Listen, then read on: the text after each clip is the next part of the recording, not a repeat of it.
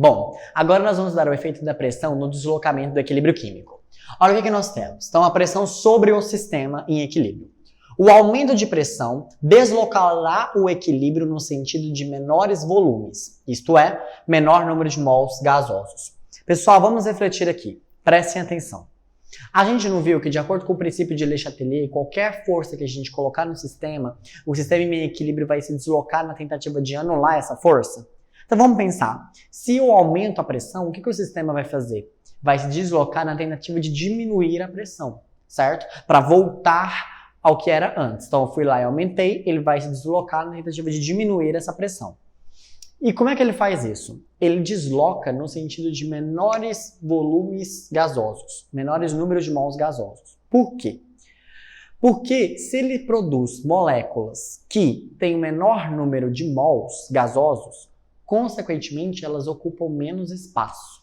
Se elas ocupam menos espaço, a probabilidade delas colidirem e aumentarem a pressão é menor, porque a pressão é o grau de colisão das partículas com a parede do recipiente. Então, se as moléculas ocupam um volume menor, consequentemente, a probabilidade dela ir lá e colidir na parede do recipiente é menor. Então, quando você aumenta a pressão do sistema, o que o equilíbrio pensa? Opa, vou deslocar para a reação que tem menor número de mols gasosos, ou seja, que ocupa menos espaço, e isso, consequentemente, vai diminuir essa pressão que eu adicionei. Então, quando você aumenta a pressão, você desloca no sentido que tem menor número de mols gasosos. Agora, se você diminui a pressão, o sistema pensa, opa, está diminuindo? Não, peraí, então vamos aumentar. Aí, o que ele vai fazer? Ele vai deslocar para aquelas que ocupam mais volume, ou seja, para aquelas que têm maior número de mols gasosos. Porque igual lá no curso de cálculo estequiométrico que a gente fez, né? Introdução aos cálculos químicos, dá uma olhadinha lá no curso, muito bom, hein? A gente viu que o aumento do número de mols gasosos faz com que a gente aumente o volume com que eles ocupem. A gente viu, por exemplo, que na CNTP, nas condições normais de temperatura e pressão, um mol de qualquer gás ideal ocupa 22,4 litros. Se você tem 2 mols, 3 mols, 4 mols, você ocupa o maior volume, maior espaço, certo? Então, quando você diminui a pressão, ele vai se deslocar no sentido do quê? De maiores volumes. Então, para moléculas que ocupem mais espaço, para justamente tentar aumentar a pressão do sistema, certo? Isto é, maior número de mols gasosos. Então, quando nós aumentamos a pressão, deslocamos para o sentido de menor volume, e se a gente diminui a pressão, a gente desloca no sentido de maior volume. Vamos prestar atenção. Bom, e isso, volume, gente, ó, gasosos, tá? Ah, eu tenho um equilíbrio só aquoso. Então, pressão não vai influenciar nessa parte aqui, tudo bem? Bom, o que nós temos aqui? Então, eu tenho, ó, 1 mol, 3. Eu tenho 4 mols, ó. 4 mols gasosos no reagente. E aqui, ó, eu tenho 2 mols no produto. Então, por exemplo, se eu aumento a pressão, desloca para aquele que tem menor volume. Quem tem menor volume? Então, a diminuição da pressão desloca a reação o quê? Direta, porque ela tem menor volume.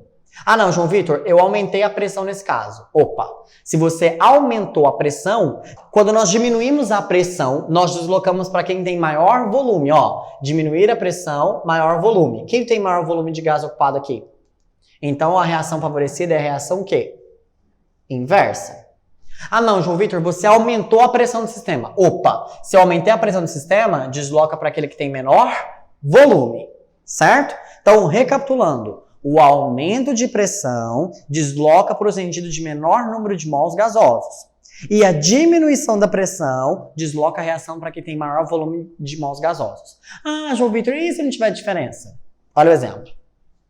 1 e 1. Gasoso, gasoso.